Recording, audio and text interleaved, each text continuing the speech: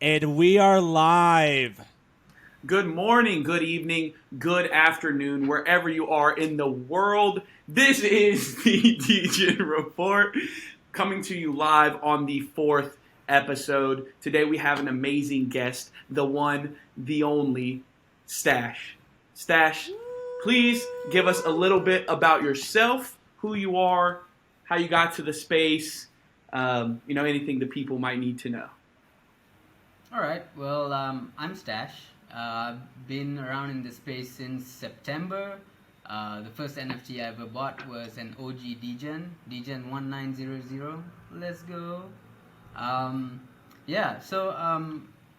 I came to the space in September and I made a lot of friends, you two included.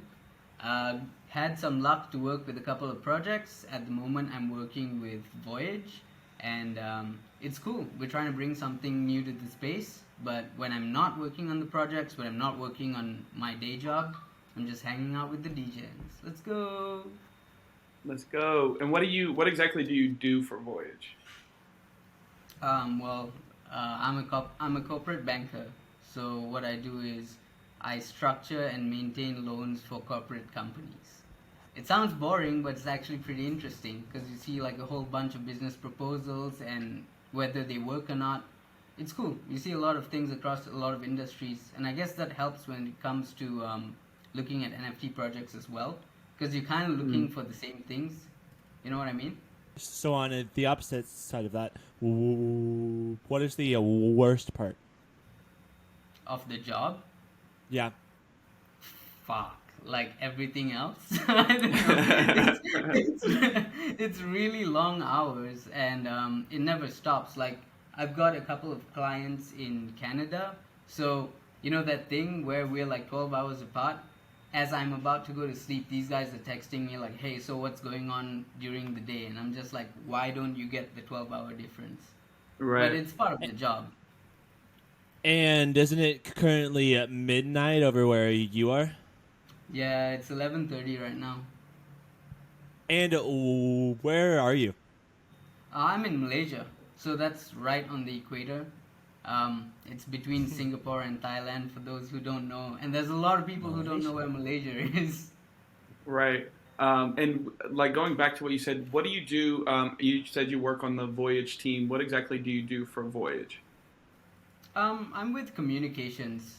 When Voyage first started up, so we had two of our founders are tech guys, right? So they've got all the tech, and they came up with this idea of wanting to create a game. And because at that point Vikram had already been dabbling in NFTs on the Ethereum and Solana chain, I believe. Mm. So he came up with the idea of making the game on the blockchain. So as these guys came up with the core of their project, they wanted to they wanted an introduction a little bit more into the CNFT space. So they approached me on Twitter and they were like, "Hey, look, this is what we're trying to do. Would you be interested to help out?" And I said, "Yeah." So then we ended up discussing a lot of the project, and that's how it came to be what it came to be. At the moment, the boys are hard at work coming up with the game, and I'm just chilling until we're ready. Gotcha. When is the game coming out? It's supposed to be within the next 5 to 6 weeks, I believe. Oh shit! Yeah. There's there's not many other games coming out that quickly because when did they mint? Um, we minted in April. Yeah, we minted in Oh April. shit! Yeah, So so like that's like 6 months. yeah, it's been 4 months. But yeah, in about 6 months. So That's like insane. the thing with the game as well is we're not trying to put out a fully complete game right away because then that would take extra time. So what we're doing Yeah. is releasing it the way most games would, most online games would at least. You come up with the game and then you keep patching it, making it better and better. And so that's the plan. At least we want to come up with, well, something you can play with the assets in your wallet. Which, which I think you also work for the Daizu team. I worked with them. Like I you see, because Daizu approached me actually quite a while back. It was around the same time that it was before Voyage minted actually. So I've been working with them since then. They had a plan, they had a roadmap, and they had an ultimate vision for what they wanted to achieve. And I don't want to give too much away of what they're trying to do. I'll let them, let them come up with it. But what they Yeah. wanted to achieve at that point, um, in my opinion, they were missing a few links as to how they were going to achieve that. But we sat down, we worked it out, and they've been working in silence for must have been 4 or 5 months now, and we just had our most recent talk 2 days ago, and it seems like all those links seem to be figured out. So now it looks like Nice. they're ready to go with, yeah, and that's the thing, right? So when we talk about when you talk about a project with a plan, it's the same thing that I did when it came to Voyage. When there was a plan in the future, the most important part is figuring out how you're going to get there, right? It's the stepping stones in the middle that actually matter. Because you can say whatever you want the end goal to be, but how are you actually going to get there? Are you able to get there at a competitive advantage, or are you going to bleed yourself dry trying to do something that you actually don't know how to do? So with Voyage, when it came to the tech and all that, the boys had that bit under control. My questions were a lot more about the steps, how you're gonna, Yep. how you're gonna hit this milestone and that milestone. With Daizu initially, I wasn't sure if they had a competitive advantage in a certain thing they were trying to do, and turns out it's not something that was given much thought at that stage. But that was 5 months ago. Now things seem to be coming together. So when it starts Yeah. running, I think it'll be pretty interesting. Something that's a bit more complete, Which kind of gets us into the giveaway. So, Yeah. what exactly are we giving away? Okay, so they're giving away the book. Daizu is sponsoring the giveaway for this episode, and they're giving away the Book of Constitution, which is essentially the Founders Token, right? There's 100 of them, and that's what the team's going to give away. So there are a few benefits that the team's listed out. You get, I believe it was it a discounted or free mint? You also get, of course, the permanent whitelist and access to certain merch. And okay, well, I guess the team sort of let that slip already. The idea that what they want to do is actually merch, and they've got a pretty decent competitive advantage from our discussions, and I think it's very achievable. Like, you know how a lot of things go, like, we're gonna do a PFP and then we're gonna do merch, and then merch just never comes, or it's like $300 per t-shirt or something Yeah. like that. Yeah. Yep. This can happen for a lot better. So we are giving away a Daizu book. There's only 100 of them. Tyler, what is the secret word going to be? Today it is going to be flip flop. Flip flop. Flip flop. Perfect. That's going to be the secret word. So put that down Perfect. below the Twitter post that we'll make after the episode, and then you could possibly win the book. So wait, how do you actually figure out the secret word? Do you just take a We just look make around it the up room? kind of on the fly. Yeah. Like, we don't really go into the episode thinking of it. We just kind of like make it up, and like we take turns making But- It's them up. not that But- important. But Yeah. that way nobody knows it before. So they can't get like founders at advantage because we also have no idea. So, Yeah. Yeah, fair enough. So let's get into today's topic. Topics. Let's go. I'm excited. I've seen you talk Okay. shit. I like it. Yeah. Okay, so the first one is Thank the one you. I wanted to talk about that's kind of like pertaining to current events in our space. We were going to kind of dabble in it a little bit before the show started when we were just like chit-chatting. That's why I told you to like pause, because I wanted to talk about it on the show. But I wanted to see what your whole take was on the Twitter drama revolving around people taking ADA for like retweets, promotions, things like that. Obviously it was with the fluffy NFTs, but I mean, more so than that, like, what are your thoughts just in general about people getting paid to basically engage with different projects? Well, so I think the same rules apply as in regular business. Like, if you are a paid promoter, if that is your role, then you should disclose. It's a paid promotion, right? Like Instagram and shit makes you do it. Mm. Nice. Yeah, but so I believe like if that's it, if that's all your involvement is in the project, then you should disclose it. If you are doing it because you want to do it, that's something else. But then that really blurs the lines, right? When you say when you're like, hey, this person accepted 35 ADA to do a retweet, and they go like, no, I didn't. I just liked it.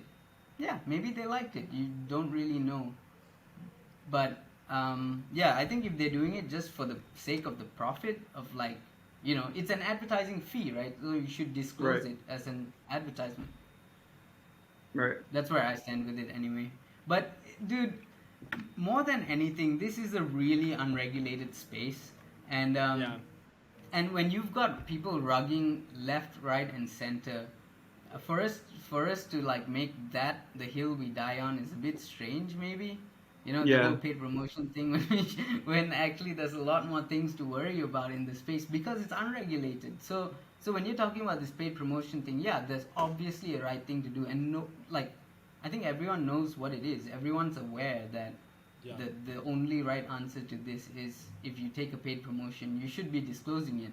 It's just a Right. matter of how important that is to some people and Right. how much that actually matters to us as a space. Because I raise you this: if you have in our space people who are disingenuous with their tweets and with their favor, if they say they like something but it's actually because they got paid to say so, right? Yeah, we have the option of saying that's not very ethical, or the space can collectively just be more mature and not listen to that shit. Like, do your own research. Mm. Everything, it's easy to point fingers and say, like, hey, I bought this because that guy said it was good, but are you that easy to manipulate, really? Yeah. Right. They kind of are. And Then they so shouldn't be with me, investing. They shouldn't be investing. That's like if Yeah. you want to pick stocks, and it's only with the with the recent GME craze and shit that I've seen a lot of people, 24 and 25 and all that. Maybe around me, this might be anecdotal, but that's when I've seen them start investing in stocks, right? And that's the thing. That is us. My boy over here. But yeah, so yeah, if you're not That's doing your T and I. research when you're investing, because that's what you're supposed to be doing in a way, right? Yep. You either accept that you bought something just because you like the art and then don't care what happens to it, or you take it as investing because you're looking at returns and all that. Now, if you are investing, you have a duty to yourself to do research. Yep. It's that simple. If you're gonna pick a stock, you're not gonna go like, oh, the ticker for this stock is ASS, all in, like, Right. so, yeah. But then you also see like some NFTs like blowing up, and then you kind of associate that with these big CNFT influencers like posting them buying mallards or them buying something else, and then you kind of associate the pump with them. Sure, but there is some reasoning to that, right? So you got to break down what you're seeing. In terms of that, like when you say you're talking about the FOMO ride, right? You're talking Yeah. about that when people start buying and the floor starts going up, Yeah. right? How many times have you seen that happen?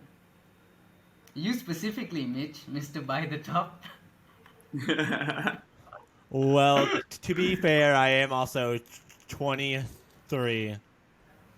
No, but So okay, look, that's exactly what I I mean. am I am at that perfect like FOMOing Yeah. age.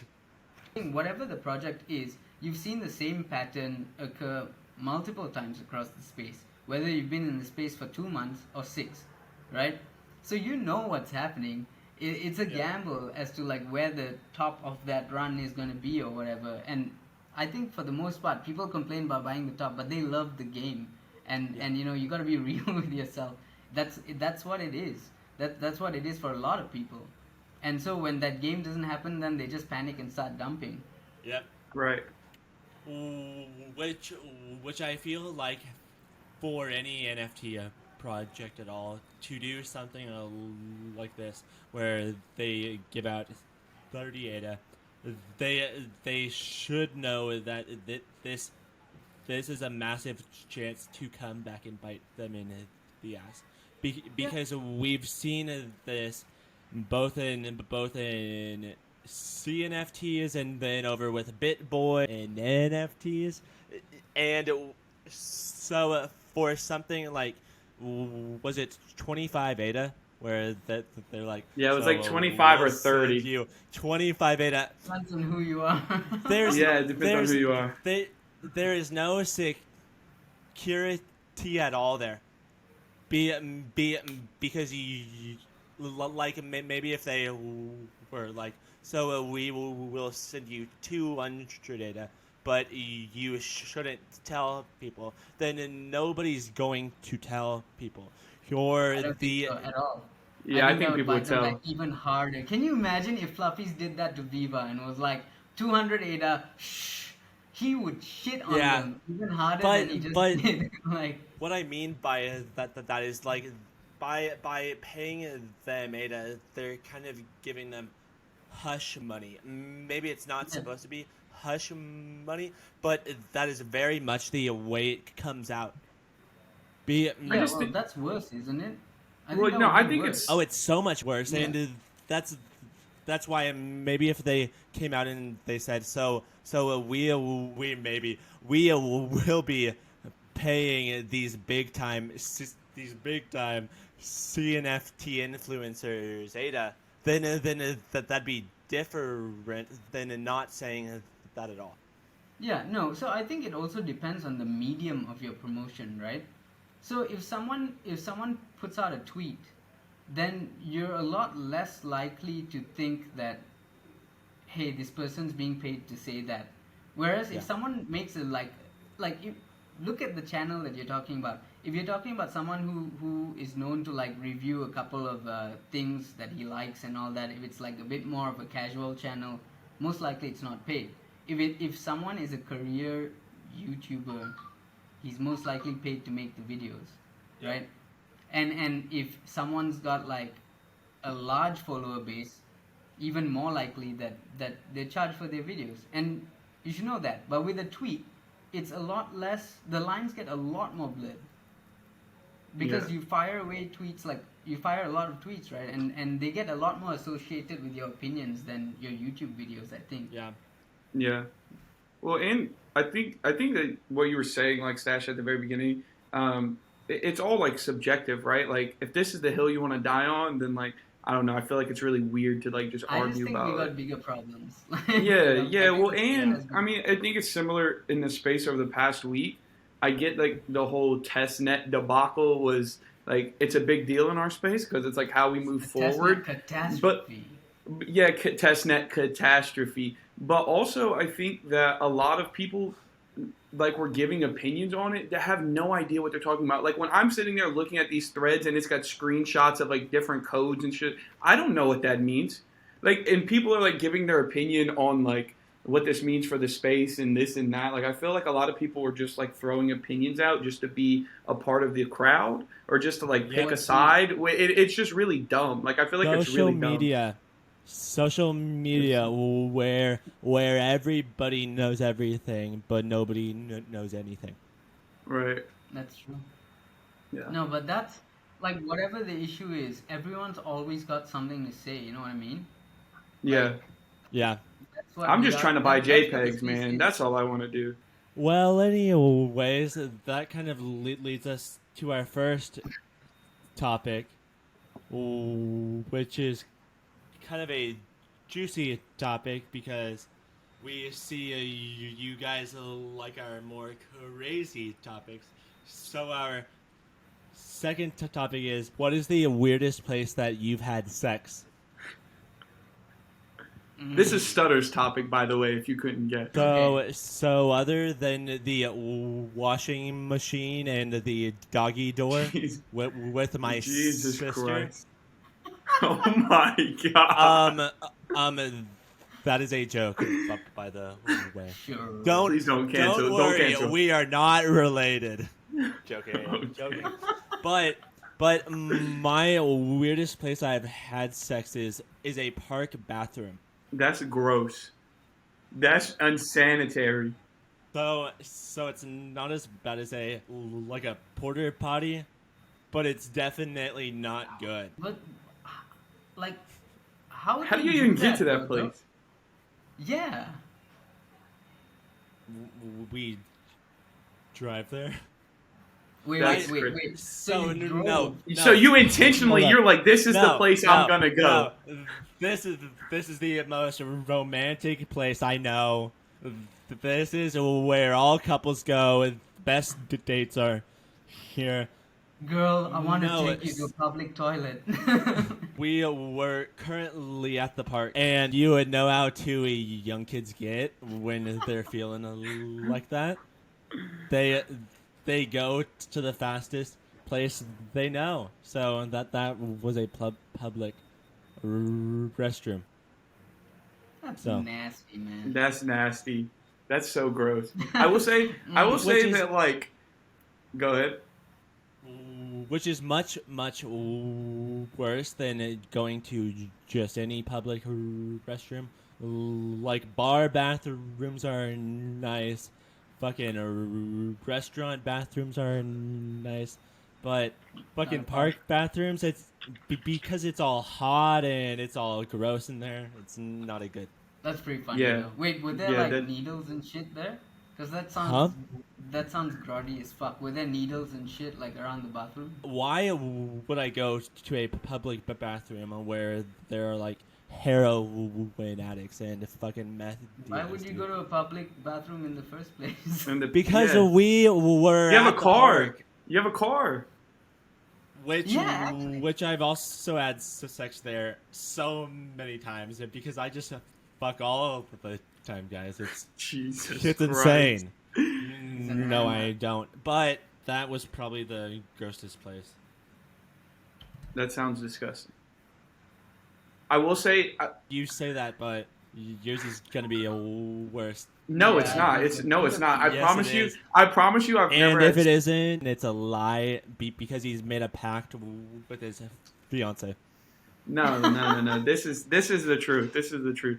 I've never had sex outside of like the walls of a home because I don't like germs. Like I feel I don't like dirty things. There's no way I'm doing it in a car, in a bathroom. I feel like it's unsanitary. Like my house, like I wash my sheets like at least every 5 days. I mopped the floor yesterday. I mopped the floor like twice a week. Like I need things to be clean or I like bug out. So there's no Bro. shot you're catching me having Cap. sex anywhere Cap. inside or outside of the walls of my I know. home or a home. It doesn't have to be my home, just So- a home. So you say that, but there are weird places to have sex at your home. Where's the weirdest place you've had sex? Like maybe the kitchen. I don't know. Like it Ew, just the kitchen. it just anywhere, dude. Gross. What a pervert! Oh my You god, eaten it. disgusting. Gross. The kitchen. I mean, I'm pretty sure my kitchen that I clean every day is cleaner than the park bathroom or your car. To be honest. Oh, well, I am a Uber, so I Exactly. That's need my car. disturbing me. It's true. There's more heroin and needles in my car than there was in that public bathroom. Jesus Christ. Just to be fair. Not sure if that's something you want to brag about, but okay. Yeah. Let's cut that out of the Hey. pod. Let's edit that part. Hey, so what about you, Mr. Voyage? Okay, so when I was younger, I did a couple of little plays in the community hall that was in a temple. How young? 16. 17. 17, yeah. So 15? no, 17. No? But 13? yeah, so this community hall was in like a temple, and like my community, my family's Hindu, so it was in a Hindu temple, and well, I was young and horny, and my female lead was equally horny, so we screwed in the temple, and yeah. That's where You my gotta. parents That's a got lot of married. praying. A lot of praying has to follow this. So is that There was a lot of, oh my God. sacrilegious? Sorry? So is that like sacrilegious? Yeah, if you're religious, Well, probably so. it would be, but then again, you're talking about Hindus who like made the Kama Sutra and shit. If anything, actually, it was a tribute. Hey, I Aw. like it. Y'all's God must love two 16-year-olds fucking in a temple. Had to put it that way. Well, That's so so funny. so anyways, you guys will tell that this is obviously Tyler's topic, but do you think hard work or connections means more in both Web3 and IRL jobs? Whoa, that's a doozy. Of course, that's a Tyler question. Yeah. Um, okay. Fuck, you're saying to pick one, right? Yep. Yeah, so do you think that one outweighs the other? Not to say that you can't work hard and also maintain connections, but do you think that one outplays the other?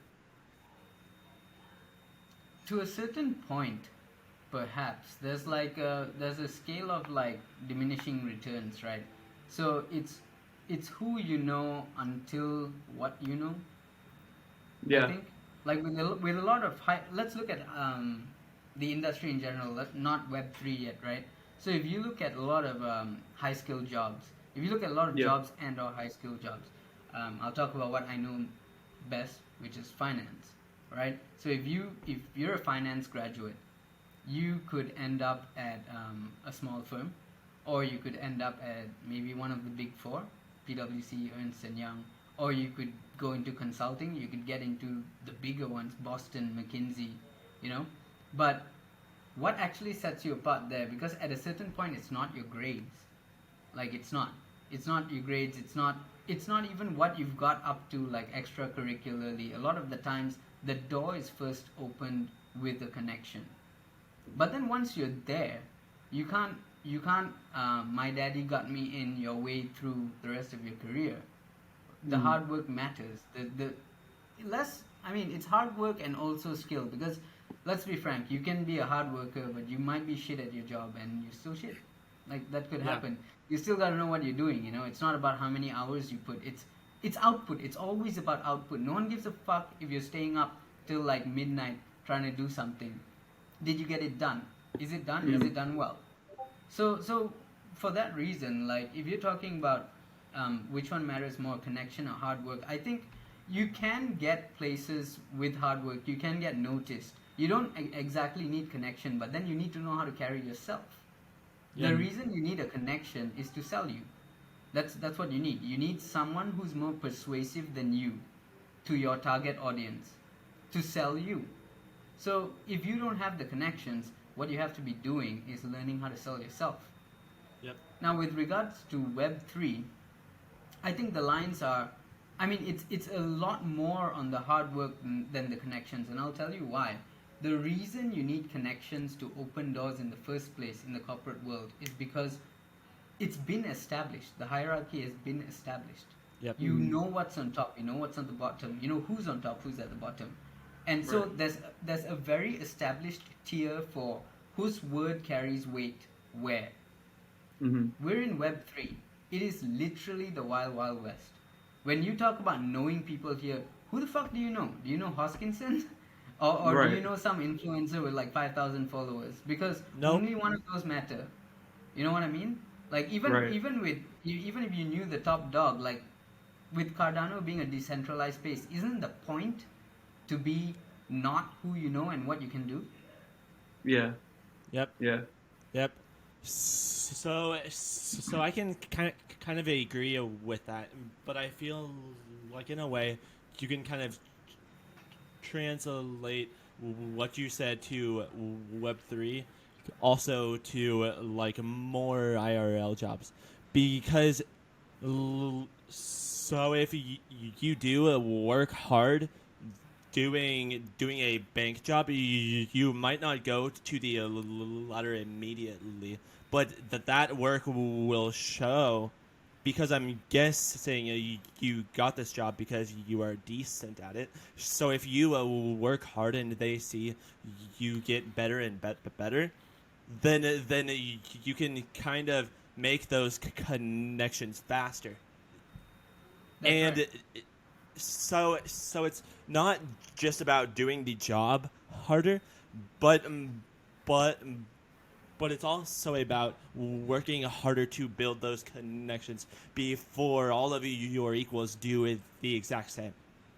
Yeah, that's right. It's So about it's making the just, people who you want to notice you, making them notice you on your own, as opposed to getting someone to tap them on the shoulder and say, "Hey, look."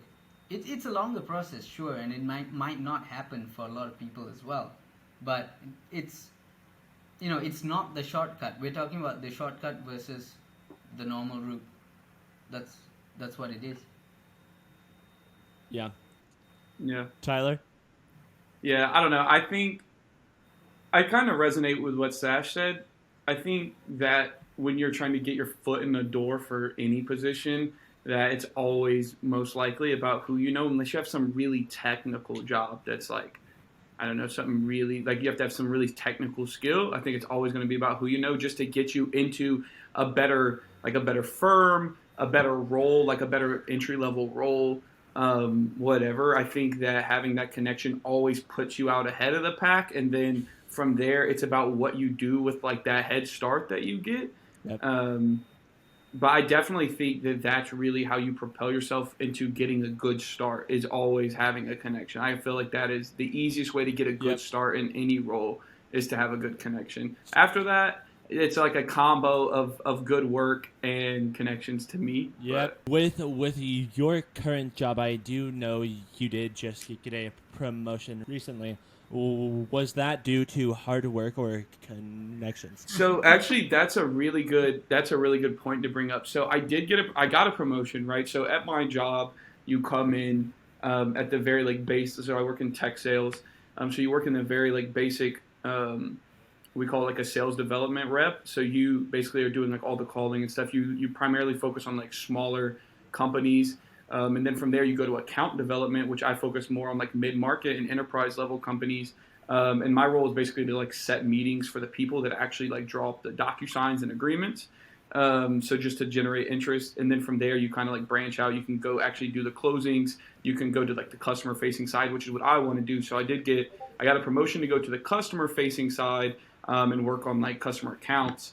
And then I basically got that promotion like withdrawn because the finance people in commissions basically said that I wasn't in like my current name role for a year, which is account development, which I've only been in for like Yeah. 6 months. But that's because I was asked to move early because I'm good at my job, so they promoted me early. So basically, I got a promotion, then got that taken away over like some technicality.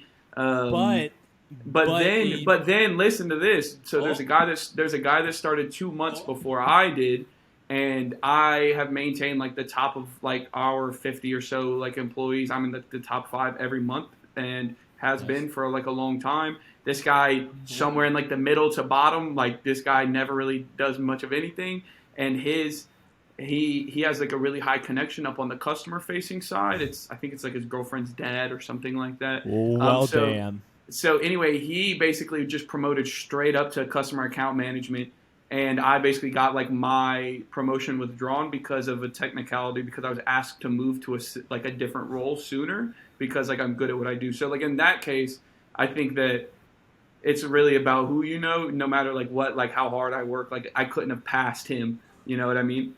But that's like subjective. Well, That's obviously subjective. But in that in that case, my thing with that is, so I bet that dude is going to hit a wall yeah. much harder than you will. So he will have a massive reality check. Meanwhile, when you do get it, you will deserve it, and then you'll be able to go up more comfortably than this guy will. Maybe connections are more important, but I feel like to be good at anything, hard work is so much more valuable than connections is. No, but then with that, right? Like, so the guy got the role. He got the role before you did. But Mm. if the next progressions are actually based on numbers, KPI and stuff. You can't fake that, can you? Yeah. Right. You know, like Yeah, at a certain that's point, fair. let's say he gets promoted. So he's someone who's doing sales. Now he gets promoted to a team lead. Would he have the capability and the capacity to lead that team? I Right. don't think that would be the case. And that's where the higher you go, the more you promise, the more easily you're called out as a fraud if you can't deliver. Right. So Yeah. you need to know that's the thing when it comes to corporate jobs especially. I'm not sure how it works in, like, I'm sure you guys do in the US as well. You know, with jumping, you hop from corporate to corporate, and each time Yeah. you jump, like I'm a banker, so I've jumped a couple of banks. Each time you jump, you get a pretty significant bump in your salary. So Yeah. um, my last jump was like 50%. So each time you jump, you get a pretty significant bump. How many times can you jump without first acquiring the skills you need to get to the next level? You know what I mean? Fake it till you Yeah. make it only works up to mid tier. That's it. Which is Yeah. where I'm coming from with the connections thing. Completely agree. Good points. Good points. Good points. Okay. Tyler? Yeah. Yeah. On to the next. What is this? Where am I at? Okay, here we go. Would you be a successful spy? Stashy. Hell no! I talk way too much. That I was talk literally my way too answer. much. The only person in the world who'd be a worse spy than me is Mitch. Fact. No, Fact. no, I'd be a good one because no one would assume they'd get a secret agent that talks as much as I do and talks the way I do. So Yeah. they'd be like, "Wow, this guy's weird and all, but But but Mitch would probably be like, but that kind of makes sense why he would have made billions with NFTs and crypto, and he's so smart. So because of that, like, it kind of makes sense because only weird people make money. But then because I live in Texas, I can shoot guns like no other. Go ping, bang, bing, bang, bing, bang. So I have that going for me, and then also I look like every other white Caucasian male, so I feel like I could play every other white Caucasian male. Yeah. What else do I have going for me? So I'm like 5'11", so I'm a average man. So I could play the average man. See, the thing I'm bad at though is lying. I'm not a good Yeah, liar. me too. So there I might need to work on it over at the Secret Agent Academy, but I don't feel like lying is a hard thing to learn. What else? So I plus feel you're super like, sexy. You look good in a suit. yeah, Yeah. Super sexy. which is super important. But then if I need to play a homeless person, oh, it's so fucking easy. Just Your boy can switch it up. let this shit down. Just rub a bit of dirt into my hair. It's that easy. Then if I need to be a girl, well, I kind of already also look like a girl, so it's like perfect there. So I feel like although I do talk weird, people whenever I get put into that character of the billionaire or the homeless person, I'd kind of fit that role. You're versatile. I see Yeah. what you're saying. Yeah. But I I feel kind like of you feel put a like lot of Mitch would thought be into like, this one. I kind of feel like Never. he'd go up to the target and then tell the next person, the person next to the target, like, "Hey, I'm a spy. Try not to let this guy know."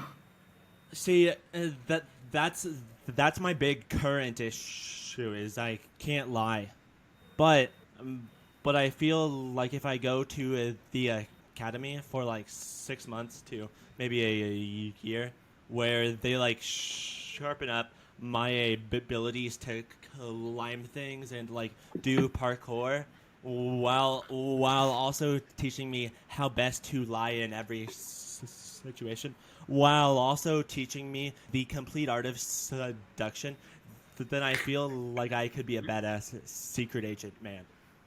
I don't Secret think you agent need man. training in that. The Aren't you a the ladies' name's man? boy. Stutter boy. The ladies' That was man, fucking stutter dumb. boy. Yeah, What I don't would know. be I feel like I what would. would be your secret agent handle? Your 3-digit club. So it'd be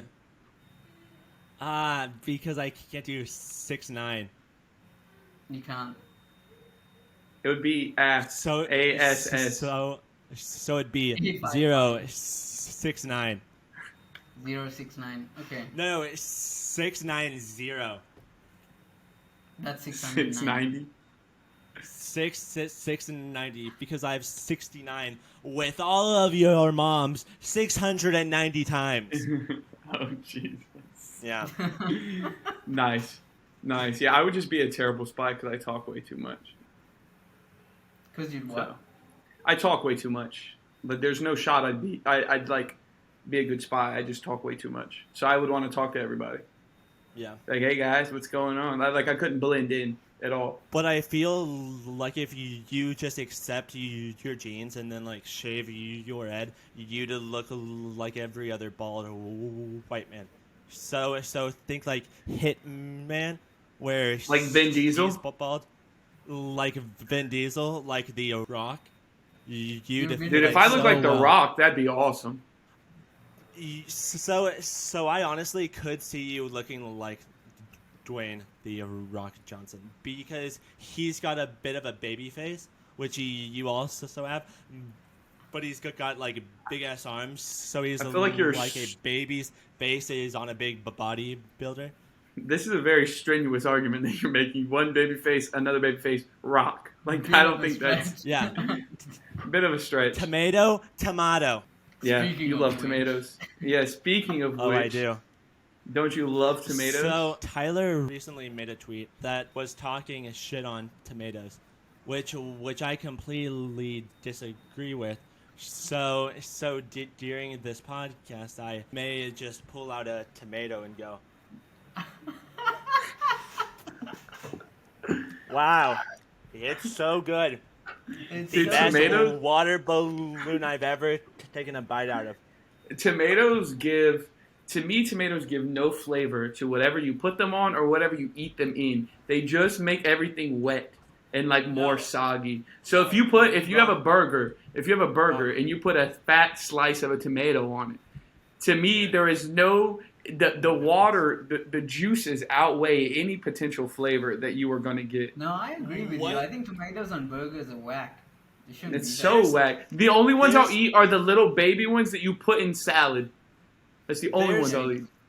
There's a sweetness and a bit of a acidity to them that I fucking love. So You just like the wet. You're just a wet Yeah. boy. I just like them so moist. I just love biting into some bitter water balloons, baby. Holy shit! Bitter water balloons. Let's go. Let's go. Madman's just eating tomatoes on screen. And speaking of foods, that's going to bring us to our next one, which is if you had to eat one food every day for a whole week, what would it be, Stash? Every day, One. 3 meals a day, 7 days a week. You're eating this 21 times in a row. I could do pasta actually. Yeah, I'm cool with pasta. A specific type Yeah. of pasta or just like spaghetti, like any Um, kind of pasta? No, fuck. I don't like the tomato sauce Yeah. ones. Burnt butter and garlic, asparagus. and Oh, mushroom. yeah. That's fire. That's fire. Yeah, that's good. I'm cool with pasta. Like, I really enjoy making pasta because it's like a one-pot thing. I just chuck whatever I feel like having into a pot, throw some noodles in them, and boom, we're done. Usually Yeah. it tastes pretty good as well. I couldn't do the whole, like, I mean, I know I'm Asian, but I can't do the whole rice all day, every day. I just... Rice I for can't deal with breakfast? So I feel like rice is boring. Well, the way you guys make it. But, Yeah, the way we make it, the way white people make it's bad. I don't know if like you've ever had like in high school. One of my best friends, she's Filipino, and she used to bring like rice and shit to school all the time, and I'd be eating her food because like my food was ass. And dude, that shit was so good, dude.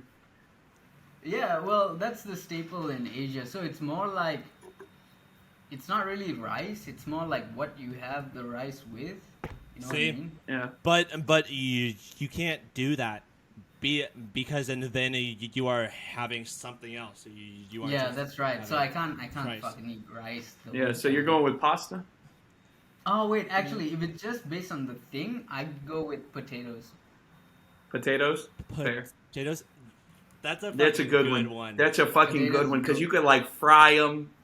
Yeah, boil that's them, good. mash them, stick them in Boil the them, mash them, dude. That's a good pick. You can eat them raw. Yeah, I don't know about you got that, the buddy. reference. Nice. So it turns out I also have a raw potato. No, I No. don't. Please it. don't.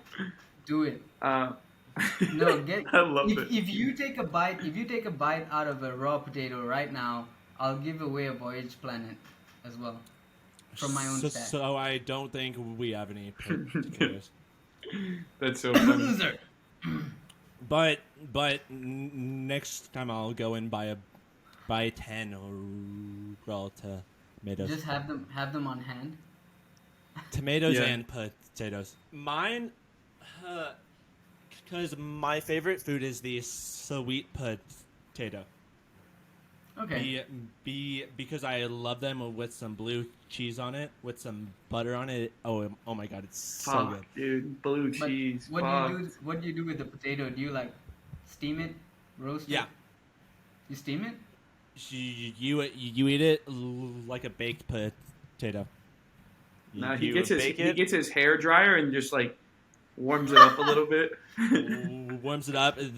Then I go outside. I milk the cow. Then I wait 70 years, and then one day that milk is all blue. Then I just pour it on top. Jesus Christ. So potato is like such a good one. Yeah, I don't think you can It's top such potato. a I was gonna good say one. macaroni and cheese because mac and cheese is so fucking heat. You couldn't eat macaroni and cheese for 7 Oh, days I in a could. row. I could. I swear to God. Dude, you'd be all kinds of backed up. You'd be shitting. Yeah, but that's fine. I'm just saying I'm not counting the But that's consequences of what we're doing. I'm counting what I could physically get myself to eat 21 times in a row. Big Yeah, fair. T has the taste buds of a 5-year-old No girl. cap. What do you want to eat, Tyler? Mac because and he cheese? hates tomatoes, he hates blue cheese, he hates. It's not that I hate blue cheese. I just like ranch, so I'm not gonna put blue cheese on anything because I like. He ranch loves more. ranch. He puts I'll drink ranch. on. I'll put fucking ranch in this everything. can. I'll put See- ranch in this can and just sip it out. He doesn't like hot food. No. He's got the taste I have a buds of sensitive 5-year-old stomach, bro. girl. I can't eat like fucking spicy. That's one thing I'll never get is that people that eat spicy food just because like they want to burn their mouth. Like there's no flavor, there's no nothing. It's just like let me incinerate That's my not mouth. True. That's not Bro, true. That it's is facts. so wrong. Bro, I had this friend Nah. in college that went to this. There's this store up in where my university is that like they literally only sell hot sauces. That's what they sell. And he went in there and bought the hottest one he could find and put like a bunch on these wings that we were eating. And he wears glasses like I do, and I look over on the couch next to me, and his glasses are fogging up because his face Yeah. is so hot from what he's eating. Like Mine- he's crying, and then he had to stop eating for 20 minutes because he couldn't feel his mouth. Like why the fuck do people do that? So I kind of know because, like back when I was in like 10th, 11th, 12th grade, my buddies and I would go eat buffalo wings fucking every single day. Like without a doubt, we'd go over to Duff's Buffalo Wings, which were fucking so good.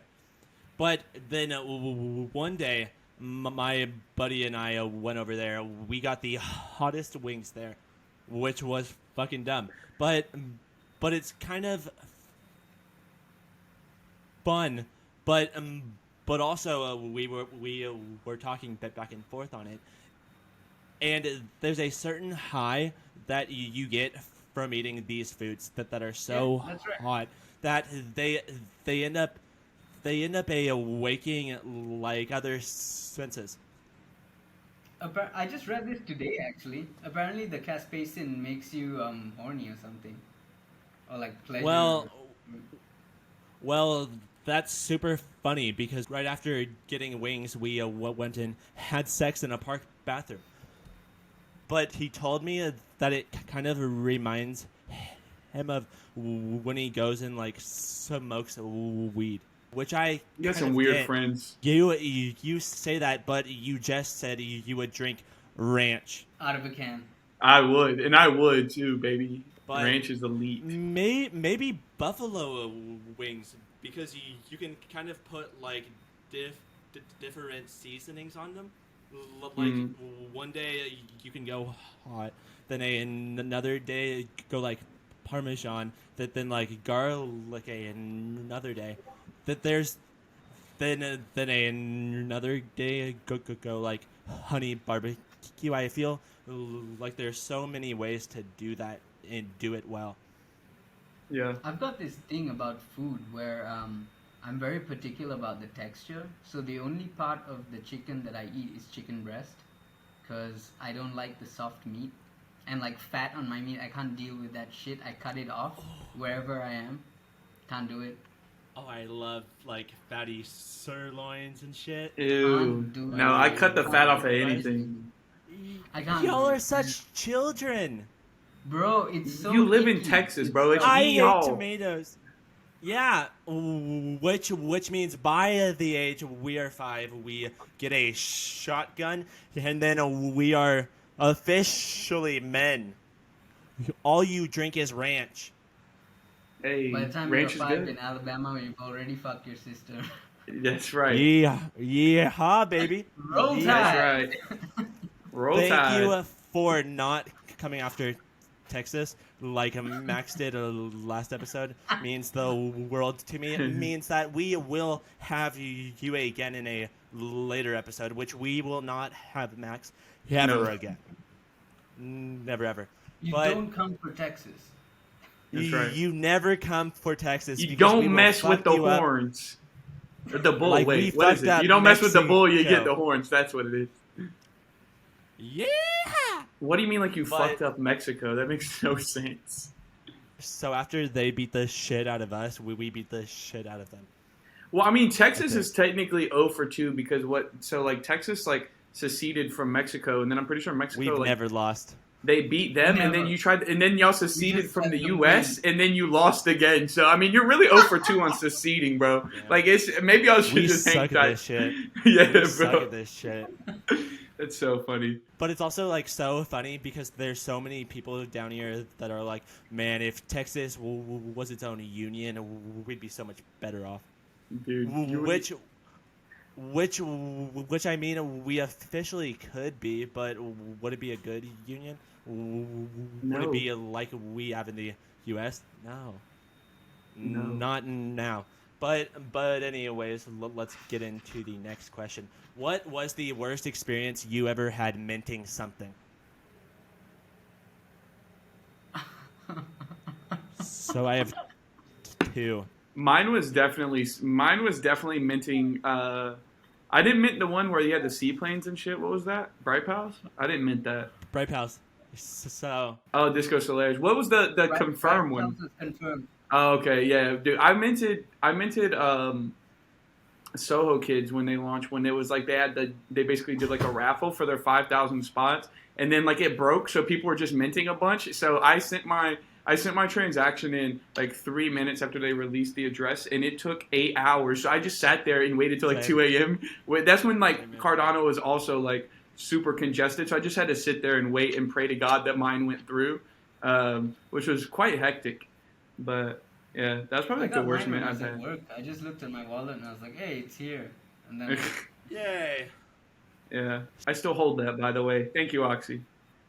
Mine would probably be a Bright Pals, which I fucking hated for that because I'm like, oh my god, I love the art, man. This is crazy good. Then I like worked my ass off to mint it. I ended up minting none of them because I think they also did that thing where they're like, we officially don't have any more, but there were like people minting more and more and more. Yeah, So, that's right. it's like, what the fuck was is going trolls. on? So I didn't get a bright paladin, but then it went up to like 500, which was insane. So I'm like, Did you that could buy have been one? the easiest flip. No. Did you? I minted, and I also bought a couple because I like. Where? What do you mean? Where? Where did you buy it at? Like, What which price? floor? Oh no, I bought them well on the way down. I bought them at like 190. Yeah. But I had a couple, and I sold. Well, I broke even on the first day. I sold one. But yeah, I liked them a lot. It's just the dude was not good at what he was doing. I Yeah. really liked them. I kept collecting them right until he rugged, and then I was just like, Wasn't there a community takeover for it? yeah, but I left before that. It was just, Yeah. I mean, I got out. Maybe I Yeah. might buy it back in. I might as well actually, because I did like some. I'll try and look for some of the ones that Yeah. I had initially. What are We they at? definitely 40? 40 will. or something? So let's look at it live on the Degen Report. Also, T, Yo. your worst minting experience. Mhm. I think I can correct you on that record. Oh, I know what you're gonna say. I know what you're gonna say. That one was rough, man. It was a tough time. Oh man, live and I learn. also will say that it wasn't the worst, but I do have a tendency of like getting whitelisted for stuff and then forgetting that like the time, like I mess up the UTC conversion or something like that. I did that for Voyage. I didn't mint the whitelist window because I The messed up the continents. times. Yeah. Yeah, I messed up the Yeah. times. Oh no, So I that was can't the do planets, mints. wasn't it? Yeah, it was for planets. Yeah, it wasn't for continents. It was for planets. I missed the minting window. Dude, I missed. Which is honestly so embarrassing because Big T was one of the people that were the most active. Like, Dude, I was maybe like there the was sixth the person T. invited to the server. I was like in there before anyone even joined it because I was hanging out with you guys, and then I literally like I was in there from the beginning and I missed it. It's okay though. I got my planet. But back then, the active people were the team, then me because I was a mod. So of course I was active, and then Big T, but he missed the mint. Kind of embarrassing if you ask me. Yeah, Silly it's time. embarrassing, bro. I did that for Yo, I FM. missed. I did that for FMC as well. I forgot to register my own Oh, yeah. address, and I was a mod, and I forgot to register my whitelist address for the old drop. Well, I don't think you missed much there, man. Yeah. It's okay. It's okay. I still have like 6, but yeah, it is what it is. I missed the whitelist for Dead Rabbits. Oh, That sucked Hurts. ass. that burns, man. Yeah, that burned. I missed the whitelist for that, and then when Mallard Order was minting, I minted one during my whitelist, and I was like, oh, I'm gonna wake up during the public sale and go ham. And then I woke up to like a 600 floor price. Yeah. So I nearly bought Mallards back at like 250, but I didn't. And now I'm like, well, why is it at 400? What the fuck? I pulled a Mitchell with Mallard Order. Yeah. Bought the top. Hell yes. Nice, Let's my go. man. Yeah, we love the Man. top. I love the top. I think my average purchase Nothing price tastes for better. Mallard. My average purchase price for Mallards is like 650, I think. Yeah. 650. Jesus, man. Let's go. Oh, but wait, I got some good ones though. I got like a gold. I have the only blindfolded broadsword ducks in the whole collection, and I've got 2 like Multiple? black ducks. Sorry. You said ducks, so multiple ducks, or Oh yeah, I've got 5. I've got 5 of. you bought Mallards. 5 for 650? An average of 650. I minted 1, and then I picked up. Jesus Christ, man. Yeah, I won two in an auction on the CNFT auction server, Nice, man. for 1,250 for two like black on black ducks. That's when the Nice, floor was man. 650. So I was like, hey, discount 25 ADA. And by the time Yeah. I won the auction, the floor was 500. Let's Well, go. you are very lucky. You took my Kong advice, though. I did, I did. That I've was your still got a one. That bunch was of songs your to best play. call. Yep.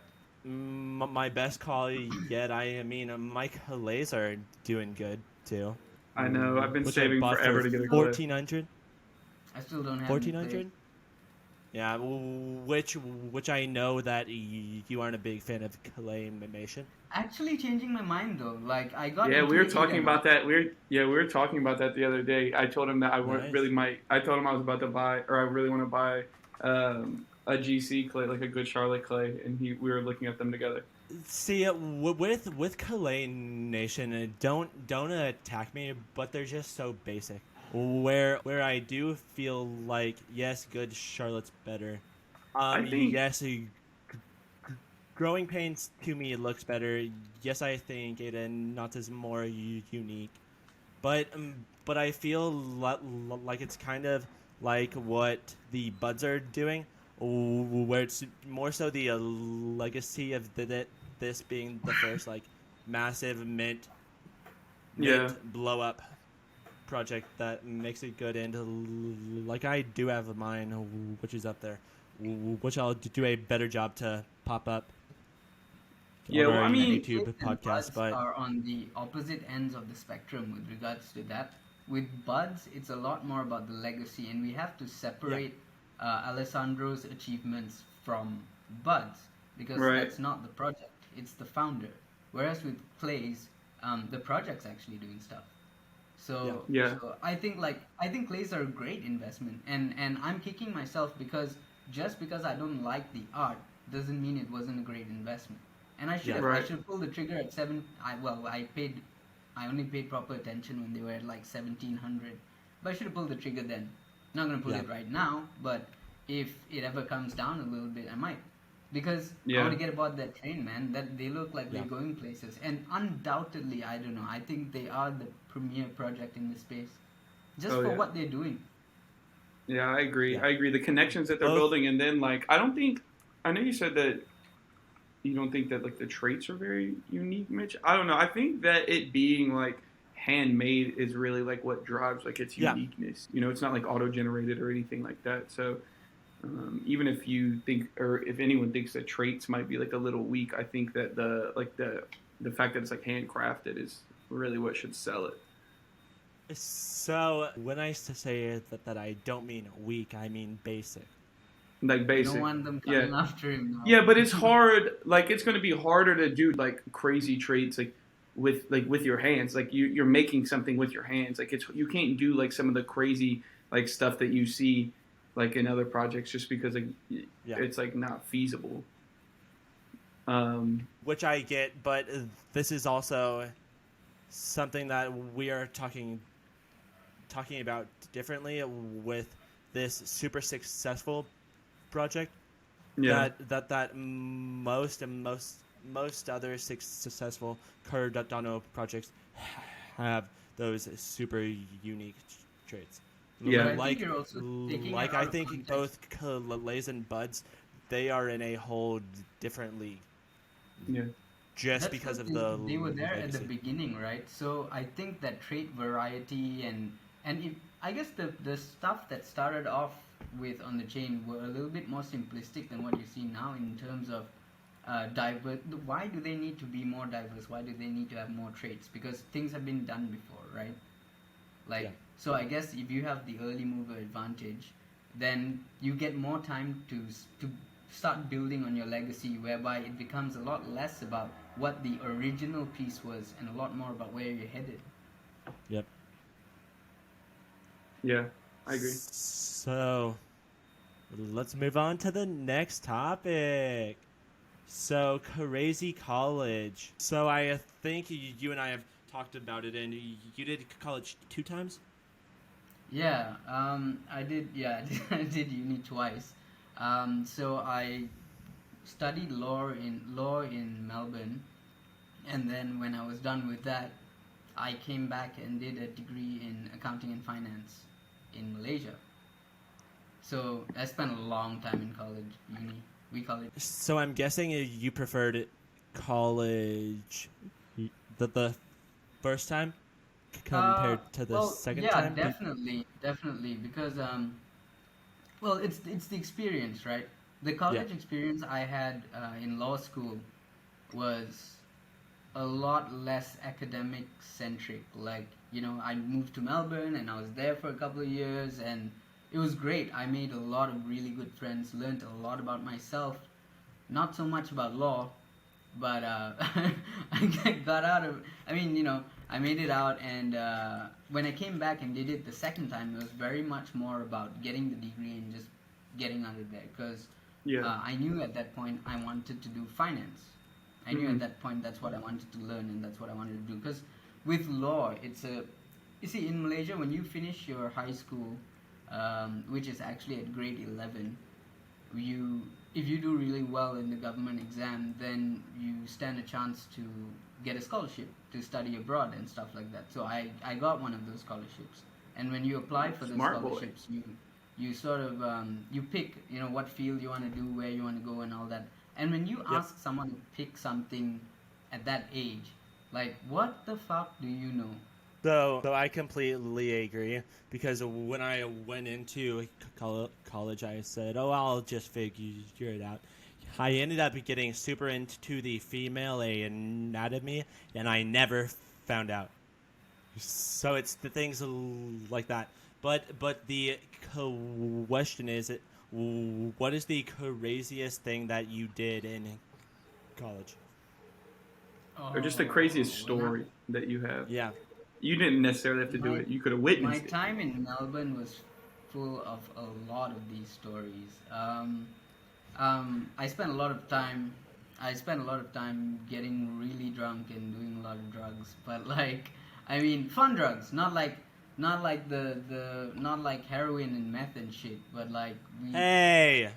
Yeah, well, there's nothing wrong, because I know that a bunch of our viewers do both heroin and meth. So, can you tell us what type of drugs they were then? Oh well, okay. So here's the thing that not many people know about. See, I studied in Monash University, Melbourne, and in the winter, magic mushrooms grow on the ground. In our uni. Yeah, they grow on the ground, and because I lived on campus, I lived on res. Well, we had not much to do there because it was sort of an isolated uni town, and we had a few friends who knew what these mushies looked like. So I remember the first time these bunch of first years went mushroom hunting, right? And this dude comes up with this big trash bag with 700 caps or something in there. And that became the gang stash for the rest of the semester. But yeah, a lot of it was just college stuff, like college freakouts. I think one of the craziest stories I'd have is I've got this. I had this tendency when I was younger. If I drank too much, I would black out but not pass out. So I'd be running around doing menace shit. And Good. Yeah, I remember this college. one time. It was my mate's 21st birthday, so we rented this bungalow in the middle of a horse farm. It was in the middle of bumfuck nowhere. So it was just us, right? And I paid the deposit on the house, I remember that. So we were there for 2 nights. And after the first night, I woke up and I went outside, and there was just toilet paper up on the roof. And so I got really annoyed, and I was like, what the fuck is this? What just happened? And people came up to me and were like, you don't remember?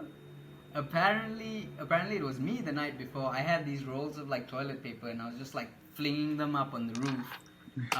And at some point in the night, someone they were looking for me and they couldn't find me, and they were like, where'd Stash go?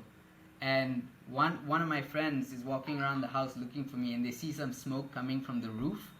And so this dude pulls up a ladder, puts it against the roof, climbs up the roof, and sees me there with a bong, and I'm like, you want it? And the thing is, they couldn't figure out how I got on the roof because there wasn't a way Yeah. up. The guy pulled the ladder from the shed. I don't remember jack shit, but this is what I was told. Right. The fuck, man? That's insane. Like, back when I did college, back in the old days, back in like 2018, 2019, so long ago, you'd imagine that this would be me because I punched holes through windows, because I ate whole loaves of cabbage, because I joined a fraternity, and that's what you do. But I didn't do much weird shit. Like, most of my weird shit was when I was joining the fraternity. So one time I ate a whole sleeve of butter. Yeah. Ew. That was terrible because it's so Yeah. fatty, and you are like chewing on it, like doing your best to get it down. So Was so that one of the sucked. pledges or what? Yeah. Oh wow. So that same year, I also got a piercing because did if ya? I did this, they'd take off like 2 things off of the hunt. So it's like getting a so I tattoo for a ended up, whitelist? huh? So it's like getting a tattoo for a whitelist. Yeah. Yes, it's like getting a BCRC tattoo to be part of a super secret club. Yes, it is.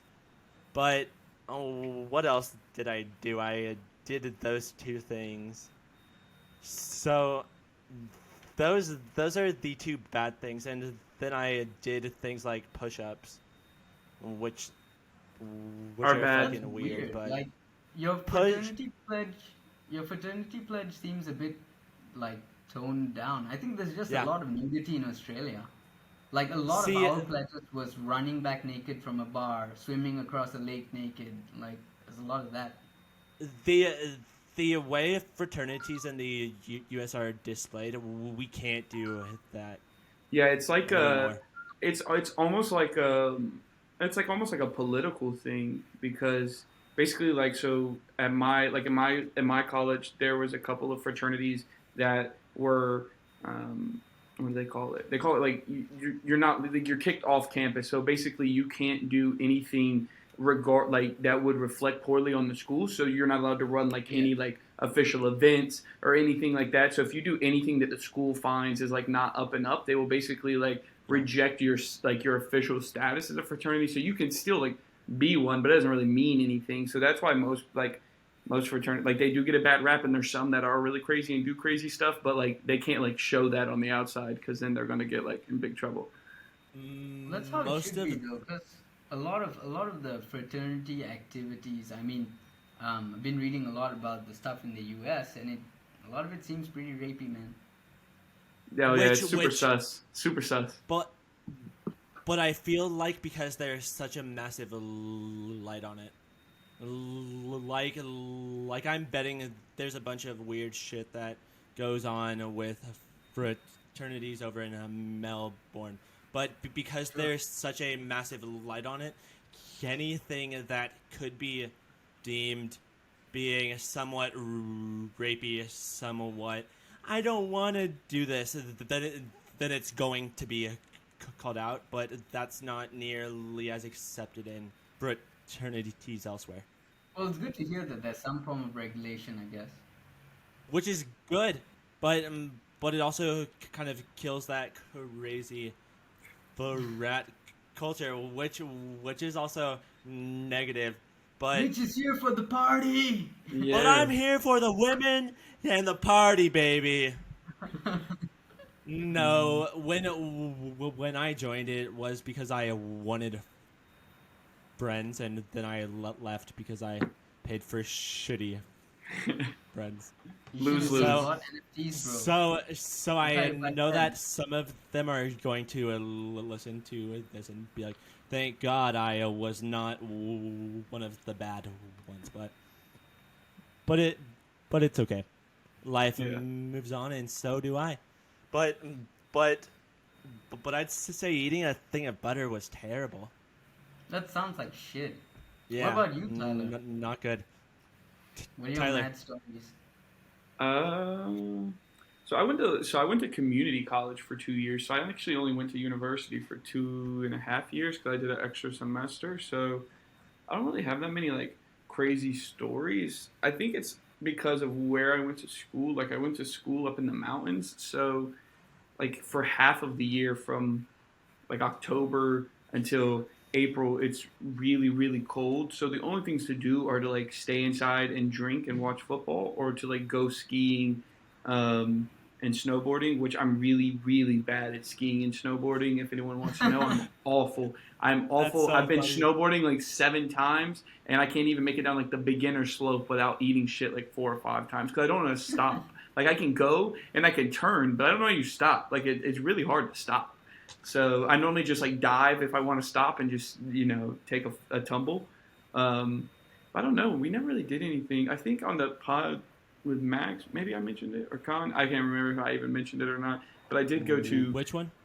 I think I might have mentioned it on the pod with Max, or maybe I was just telling a friend like IRL recently. I don't know, but I did go to Tell us. like a party at some of my friends were in a fraternity, so I went to like this little like party. It wasn't even like a big party. It was just like a bunch of dudes like hanging out or whatever. But I go into this house and there's like holes that are like the size of a football, like in the ceiling everywhere. And I'm like, why Glory do you have holes, these? baby. I was like, why do you fuck you? I was like, why do you have these Put your holes in the dick in ceiling the everywhere? ceiling. No, but I was like, why do you have these holes in the ceiling everywhere? They were like, you see this, and you know what a garden gnome is, right? Like the thing with the pointy out you Yeah. put outside your Yeah. house. They had Yeah. this garden gnome in the kitchen, and they were like, sometimes we have this competition to see who can get the garden gnome to stick in the ceiling. So they have this garden gnome like sitting there, and like, dude, they would get like super drunk and just like run around and throw it into the roof and like see if it would get stuck or not. And I was like, you guys are Right. insane. When I punched a hole through the window because we didn't own the house, the person that did was so fucking pissed. Obviously. So if people were tossing garden gnomes into the fucking ceiling, I'm guessing first off they owned it. But if they didn't, oh my god, I'd be fucking Absolutely. livid. Well, I think I'd what be happened. livid. I think what happened was the owner of the house had told them that they were going to tear it down and rebuild like a new house there at the That end of makes the sense. school Yeah. semester. So they were just like, "Fuck it, like we'll just destroy it because like they're tearing it down." So I think that's what happened. So I just remembered something funny that happened to me back in college. So you were kind of talking about boarding. So back when I was in college, I had one of those like motorboards where you have like a It's like an electric controller. longboard, right? Yes. Because I've kind of been boarding my entire life, it wasn't too hard at all. Because I lived on campus, I probably lived like 5 minutes away from my furthest class. So what I had to do whenever I only had like 2 minutes, I'd end up going like 30 miles per hour on that board, just fucking zooming, going so fast. But there's no like seatbelt on it. There's no safety at all. On the board. And then one day when I'm going to class, I hear the bell ring, and I'm kind of in a pretty populated area, so I'm going like 30 miles per hour, and I just go fucking flying. Like I fly off the board, I land on my knees. I'm like, oh my god. I've done that. And then after that, like 30 people will walk by, both like beautiful girls and a bunch of other people, and nobody helps me out. I've done that before on like a regular longboard. Like I have a couple of longboards. And I used to longboard a lot, and I was like going through this trail, like it's like paved, but like this trail that we have like in the city, and I was going like pretty fast. I like go down this hill, but there was like a bridge, right? So like it changed a little bit, like because it was like a wooden bridge. So there was like a little like probably like a 3-inch gap between like the concrete and where the wood started, and my front wheels got like, I was just flying and they got caught in the gap, and I literally just like Superman across the bridge and like cut my arm all up really bad. It hurt so bad, dude. Like my board just stopped moving. Like I just kept going and my board didn't. that shit sucks. Like, Yeah. so it's kind of funny because after that I didn't Reddit much, but then when I dropped out of college and I moved to California, when I worked for the government, I got a tiny penny board, and I'd go The like penny boards are 30 lit. miles I love the penny per board. hour down cliffs and shit. Mm. It was I love my fucking penny awesome. board. I never knew Maybe how to me stop and on it. you should penny board sometime, Tyler. Yeah, I'll penny board on over to Texas. It'll take me about 3 weeks, but I'll see you there. So, we can meet in the middle. In Alabama? Yeah. Let's go. Meet me in the washing machine. Meet him in the toilet, in the park. In the toilet. park bathroom. Meet me in the public bathroom. So the next question is, would you be a buddy with a clone of yourself? Who, me? Like, Yeah. would you be friends with Fuck yourself? yes, Like, if I'm you... just waiting. I would love a clone of myself, and this is weird because I've got a twin brother, but he's not a clone of me. Are you, yeah, like, I think I'd fraternal have twins? a hell of a time. Yeah. Okay. My So- brother. I've got Would you say that you are better looking than your twin? No, I wouldn't say that. Why? He's 'Cause- handsome. I spent my younger years partying and doing a lot of drugs. My brother spent those years at the gym, so he's like, my brother's like stacked. He's just Yeah. like full on. Yeah. So you are saying going to the gym makes you look sexy? Makes you sexier, yeah, sure. Yeah, basically. So am I not sexy? No. You can't get any sexier. Like, there's no version in the Yeah. universe where there's a buff Mitch because we couldn't handle that. My type, like, for me, I am kind of the perfect version of that. I So believe you. You love yourself? So modest. would I be a buddy with my clone? Maybe, but I think you'd kill each other. see, I feel like my sense of humor kind of pokes fun at myself. So I feel like my clone would be like, "Hey, quit talking shit about me," and he'd just beat the shit out of me.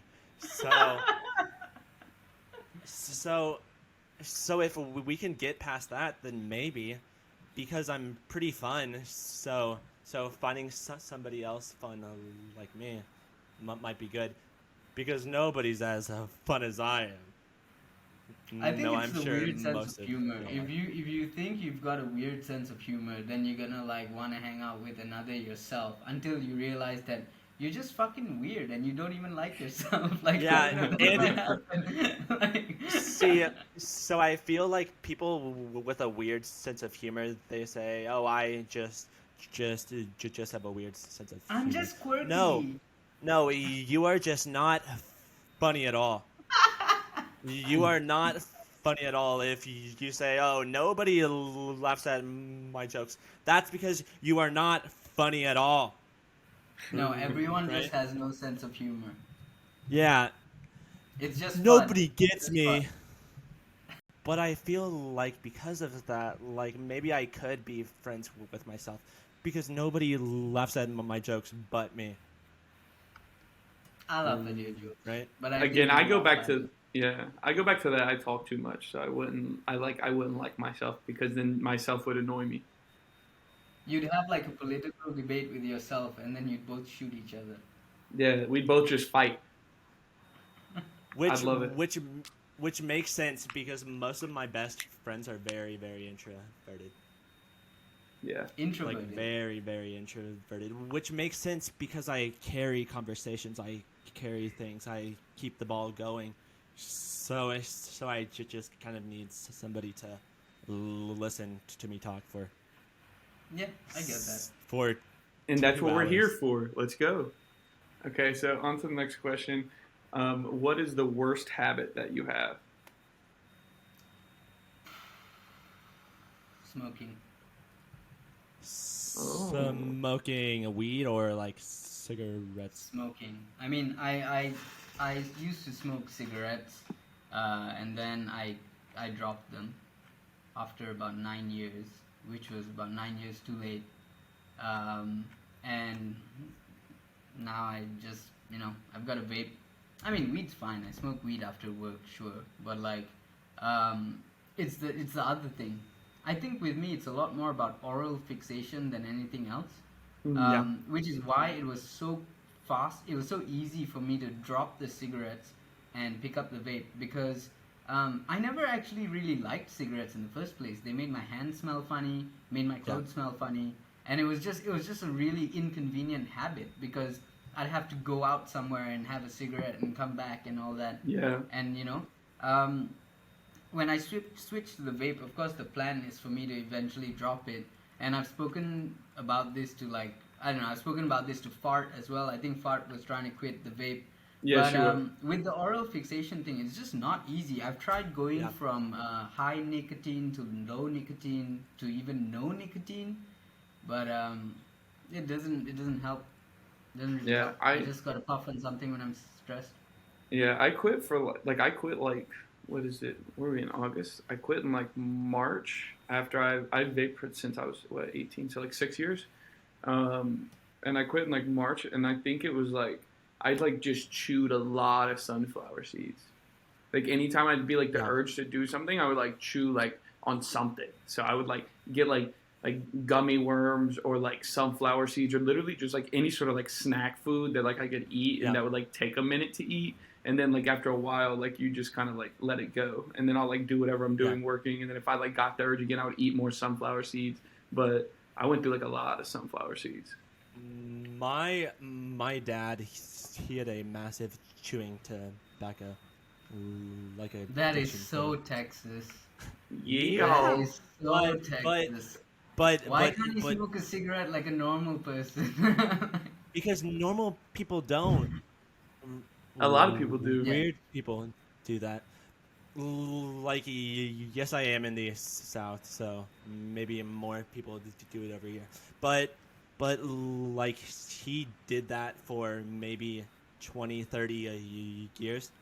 Then one day he said enough's enough, and now he just chews gum all the time. He has like little nicotine tablets Yeah. that he Just to chew chews nicotine on gum. all the time. Because so much of it is just a fixation. So you always need something in your mouth.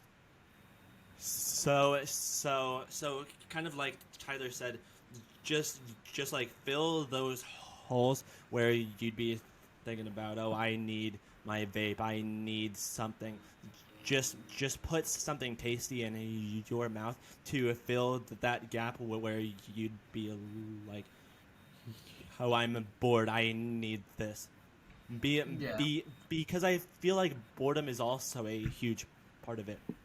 Where if you have gum in your mouth and you are just chewing it hard, going, I don't even think then that kind of fills that gap like sunflower seeds did for Tyler, I don't think it's and gum boredom. does for I don't think my it's dad. boredom as much I as don't it think is like it's Yeah, punctuation. it's almost like it's like stimulating Yeah.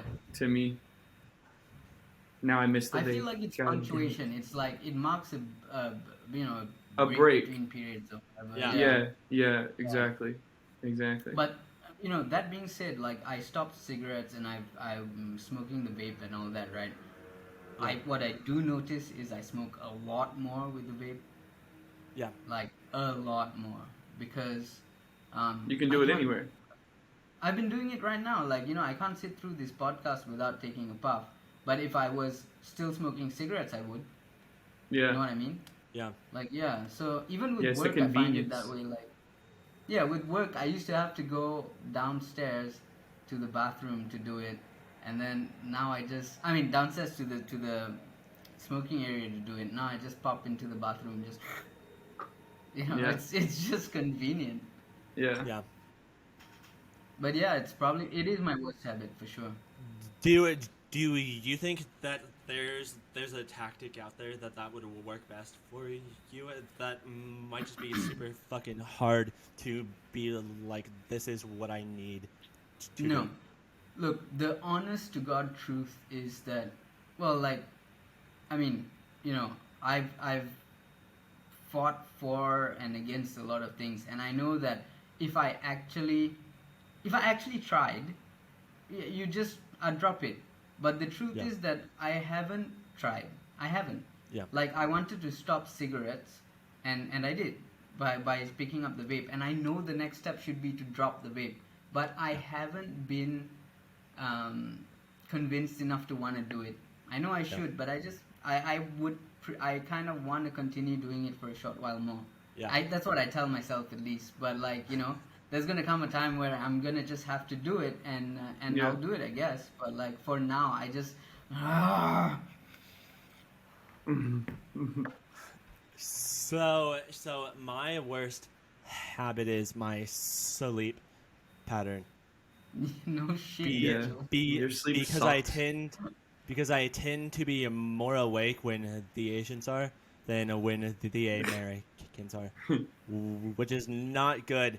But that kind of began back in high school, I'd say, because I'd probably be up till 2 a.m. with my college buddies playing Overwatch.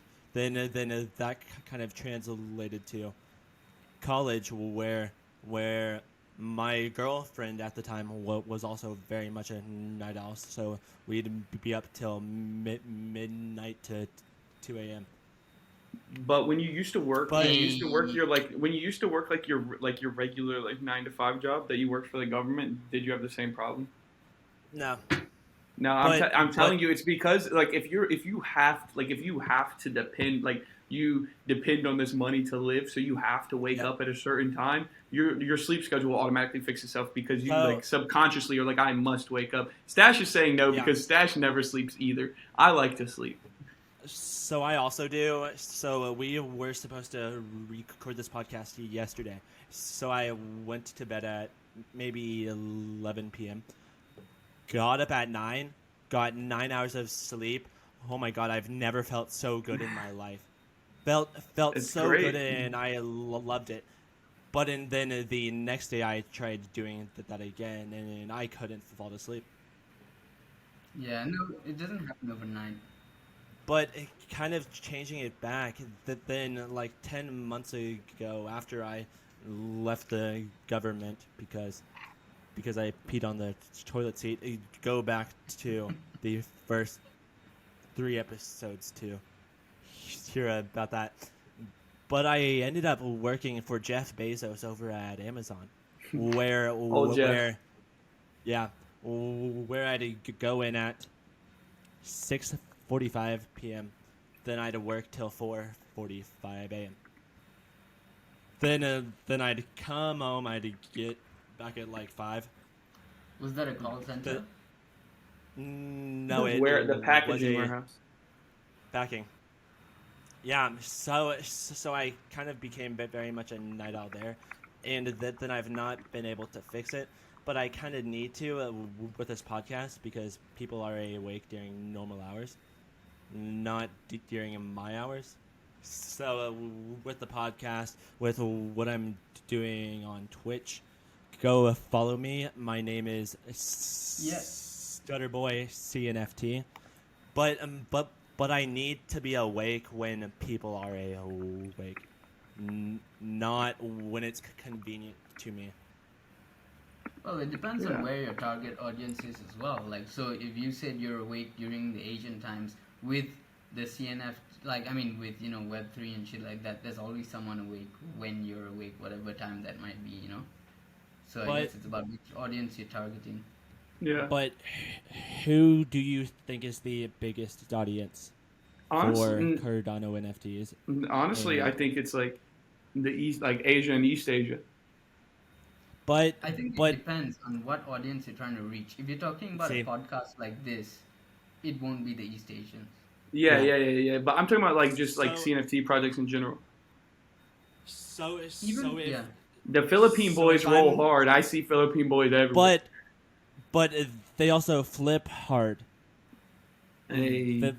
They tend to lean more towards those flips because they can make more money off of this. Is that valid? I think that's the case for a lot of people, but Are you talking about with just like Um, currency rates and stuff? Yeah, but I don't know. with me, the people I want are die hard people that are here for the long term that would love to be a part of something fucking huge, and they're going to be a part of something fucking huge. Which Yeah. which I know leads more towards the American European audiences rather than the Asian. No but offense, you would be Mr. missing out on the Malaysia. Australian crowd as well, and the Australian Yeah. crowd are a lot closer to the Asian timing than to yours. So Which yeah, it's like 3 a.m. for the Aussies right now, I think. Hmm. But Yeah. but for somebody that needs to relate to everybody's time, I feel like the Asia Australia time makes less sense because Yeah. Yeah, with fair. American South America, Europe, then those are most of the people I'm going for. Yes, it would be nice to also touch a bit of Asia and Australia, but I need to focus on the people here for the long term. How about touching Y- grass? You're talking about your live stream, right? Yeah, Not the show, because the show is recorded and stuff. Yeah. yeah, yeah. Which I feel like because over in Asia less people know English, then I should focus on the European, South America, U.S., Canada. I Let's think that's just your keep I on think that's going. just your opinion, but let's keep on going because I don't know if that's No, actually and right. no, and no, I mean it. I'm holding true to my values. I need to fix this shit, so I'll come up with every reason why I should fix it, and I'll fucking do it because I need a reason to do everything. Tyler, give us something quick. Oh, bad habit. I don't know. Like I'm fidgety. Like I fidget all the time. Like I'm always doing something with my hands. Like I bite my nails and shit because I'm just like really fidgety all the time. What else do you do because you're so fidgety? Uh, I don't know. Crack my fingers. Like always like pace. Like move in my chair. Like Dancing? yeah, I have a fidget cube. So I like it's got like No. buttons and stuff. Don't know where. Really? Yeah, like it's bad. Like I can't sit still. Same. So I have like super bad ADHD, which kind of explains the way I talk and the way I'm touching my hair currently because Yeah. I can't control it. So anyways, the next question is: someone gives you $2 million, but you only have one day to use all of it. You can't put it in assets or in your bank. What do you do? Can't put it in assets or in my bank. Fark. So that I'm buying means, all the like, JPEGs. I'm sweeping every Those are floor. assets, though. But I'm sweeping every but, floor. But that's a asset. Okay, so wait, Okay. if that's the premise, then you're ruling out Everything. like stuff, houses, cars, and shit like that, right? What I mean by that is these are things you can't sell, Right. Okay. Okay. That's no a lot matter easier. what. That's a lot easier. $2 million. I'm buying the best alcohol in the world. The finest bottles. I'm buying a big plot of land. That's an asset. Ooh, where? But- Okay. But he's not gonna sell it. No, he's not to gonna sell. live off of it. I'm never going to sell my JPEGs either. I hold. That's because you Then can't it- sell then them. it- They're below floor. Yeah. Oh no. Oh no.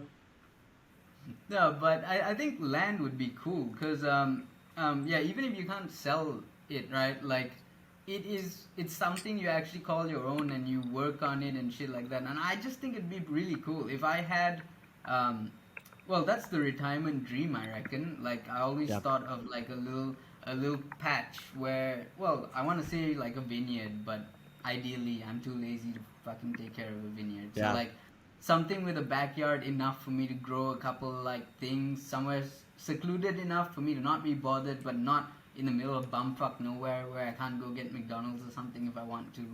Like, Mhm. you know. Basically, my premise is food delivery has to be able to reach my crib, but annoying Yeah. neighbors shouldn't. Facts. That's I fair. think that'd be the best use for $2 million. So if I got $2 million, because you also can't go to the casinos because you'd make possibly a billion more. Or But you just lose it all. You can go only if you bet everything on knowing one. me, Yeah, I'd I'd lose it all. everything. I feel like buying a house would be a good thing to do, but buying a newer car to Uber in would also be a good thing to do. What else? Buying a car to Uber, I think, would count as an asset because it is something But- from which you gain economic benefit. Big But I brain need it. stash. But I need it. But But I I need want it. it, Mom. Everyone This should is just buy my alcohol. question. Buy You are the alcohol like guest. me. You are the guest. You can't tell me how my questions are. I should know my place. So I'd probably buy land, buy a house, buy my.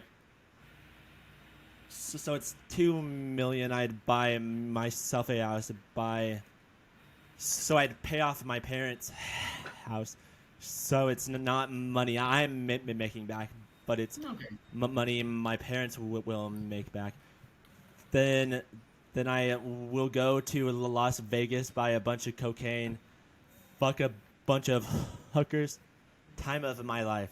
So basically That's a just lot of cocaine and CNFT hookers. con. To Yeah. Jeez. CNFT So- con. so- You wish that was CNFT con. What CNFT con is actually gonna be is a bunch of weirdos just looking at their phone, like buying JPEGs the entire time. It'll be like True. that So thing. so Did you I guys see know the this video? for a fact. What's up? Did you guys see that video of, I think it was one of these ETH NFT conventions where these dudes dressed up as goblins were just like saying random bullshit. Man, I would have gone violent at that point. Bro, I would have bought a plane flight and just gone home. Just got out of there. Next flight. So, Kyler, do you want to quickly answer this question? Oh, I would just buy alcohol. Next question. Just alcohol. Yes, the best of the best. Which alcohol? Yeah, All of Like, them. I I have $2 million. I'm buying them all. You are a big seltzer fan. Yeah, I'm buying a lifetime You- supply. Buy 10 million White Claws. Yes, What? Bye. seltzer? Like, what is seltzer? It's not something Like, we it's have like- here. it's like seltzer water and alcohol in it, like a White Claw, Trulies. It's like a Okay. yeah. It's just like it's like bubbly, like flavored water with alcohol in it. Soft. He's so soft. He drinks ranch and drinks White Claws. He's the softest boy. Okay, next question. We're speeding it up. What was the next question? Wait, I Next lost my place. Topic. Topic. Next topic. Sorry, I lost my place. Oh, here we go. What are your parents like, and what did you get from them? Huh. That's a big one. My parents, like a lot of Asian parents, are very they were very hands-on when I was growing up. There was a lot of guidance involved. There was a lot of expectations. Well, my mom was a lot more. Because my mom was a teacher. My mom was a school Mhm. teacher her entire career, and she just recently retired. So grades were really important for her, and when I say really important, I mean like really important. When I was in high school, I spent a lot of time at home. Like it's either at home or at school. I was usually doing studies. I was revising and shit like that. Kind of explains the scholarship. So what I got from them, actually from both my parents, was a work ethic, primarily. It was a work ethic because it was instilled when I was younger, and then when I became older. You see, it was instilled by my mom when I was younger, and as I grew older, my dad made me understand why. So here's the thing. The job that I'm doing, like I'm a corporate banking relationship manager. My dad was one for his entire career as well. So the finance thing runs in the family. My brother's a banker as well, and so what I got from them primarily was work ethic. But what I appreciate the most, I've got my dad's sense of humor, which I really enjoy my sense of humor, and I like making dumb jokes with my dad. So yeah, I guess I have a lot to thank my parents for.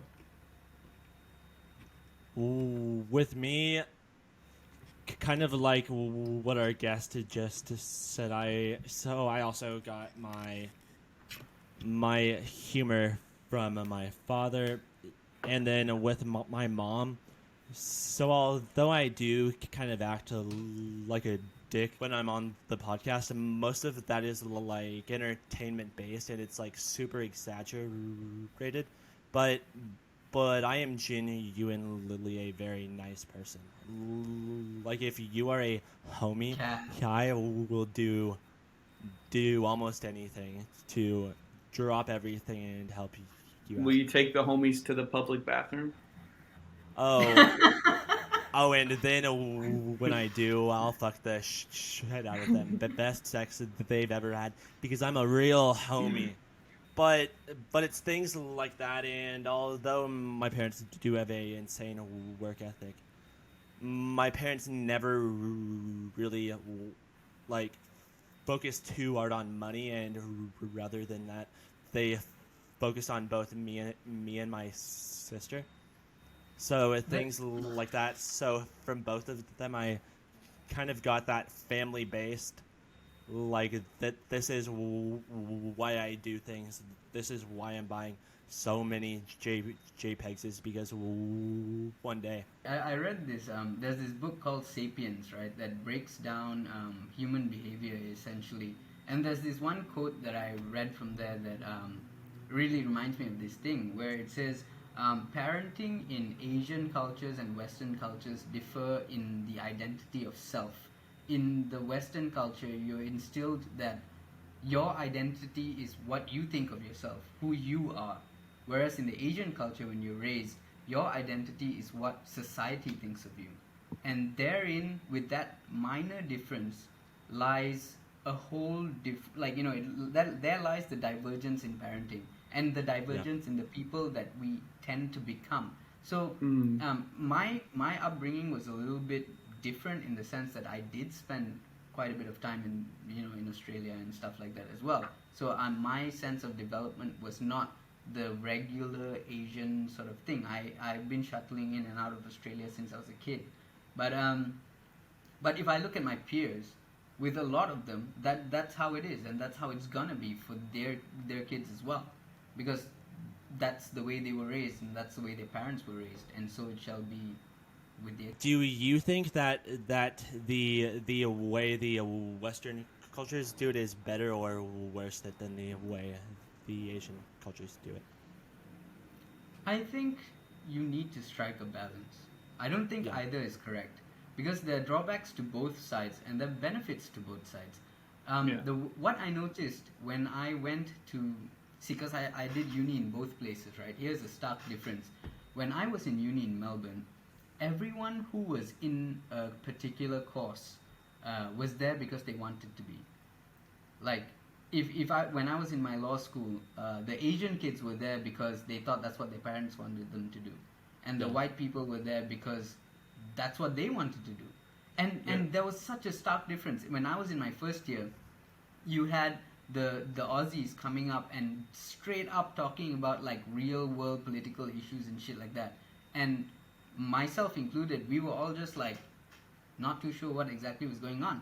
If you go and see an engineering student in Monash, even in their first year, they've definitely built something, or they've tinkered with robotics or electronics or whatever shit, Whereas the Yeah. Asian ones would come because they had good grades, Yep. and therein lies a big difference in the value of being happy. I think in the Western world, even in uni, you're encouraged to pursue where your interests lie, and therefore, like I had a lot of friends who had really interesting sort of they did interesting majors and went on to do really interesting careers. Whereas a lot of my Asian friends did the cookie cutter things. They did medicine, law, or engineering for the most part, or finance.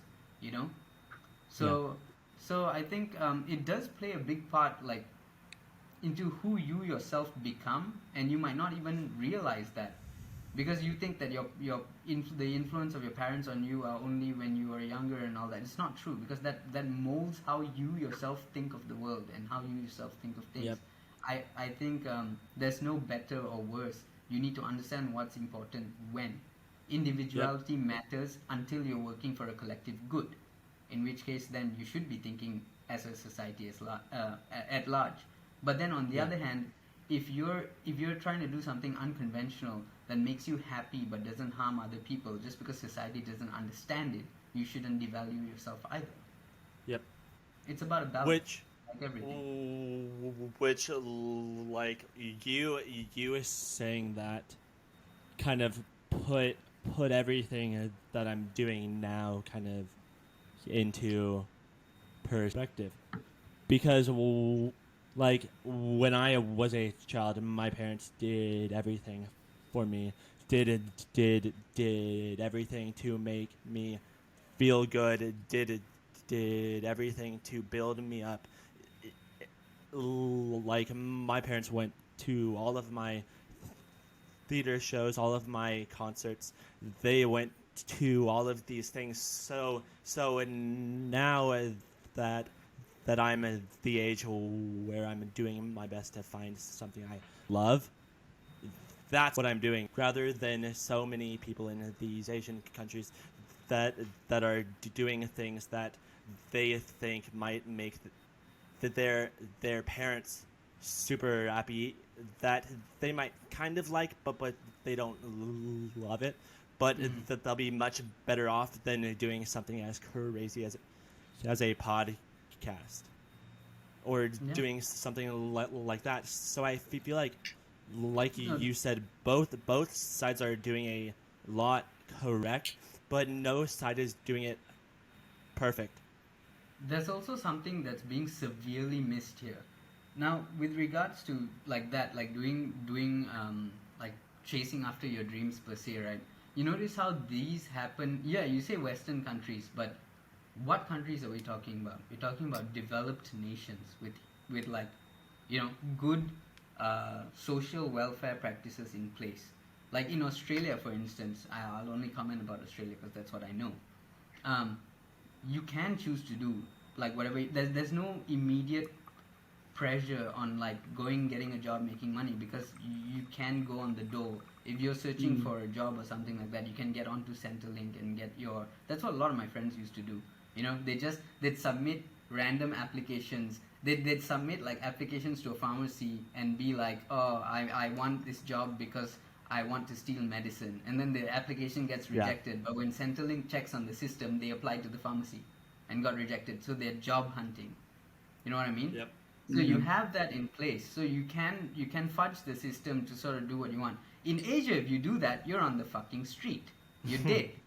That's it. Survival of the fittest. Yeah. Yeah, I would say that. That's exactly it. I would say that to the point, like, I don't know, I've just been listening to you both. But to both of your points, I think that. I think that it's really hard to find something and do it for a job, like a career that you really do like love. I feel like most people don't get that because there's not that many things in the world that people actually enjoy, and most of the time you can't really monetize it that well, you know? Like you might be playing you might like really enjoy playing video games, but you have to be in like the top 0.001% of people that actually like make a career out of that. Most people just play it for fun, you know. So I think that I almost think that it's better to push your kids into something that is like more of a guarantee of having a more comfortable life rather than like you said, there needs to be a balance, obviously. But I think that the pushing kids like into having good grades and to like following like a pre-laid out path, I think that all goes into this idea of like wanting your kids to have like the best chance of making like a decent life. And I think that's where you get that, like you can go out and chase your dreams and do something crazy, but obviously like that's probably not going to work out in most cases. So yeah, I think we all agree there should be a good balance, but I do think that pushing like your kids to have good grades and to follow this cookie cutter life at the end is like a way of like trying to take care of your kids and like protect your kids from like losing all their shit, basically from chasing some dream that they can't like bring to fruition. Which kind of comes back to connection versus hard work, where if you can chase those dreams, kind of work super hard and make those connections, then it's going to be much easier to kind of be a part of that industry, even if you aren't doing the perfect job. It's kind of about doing a job that you don't hate. And like you said, there's so many jobs that's so easy to hate.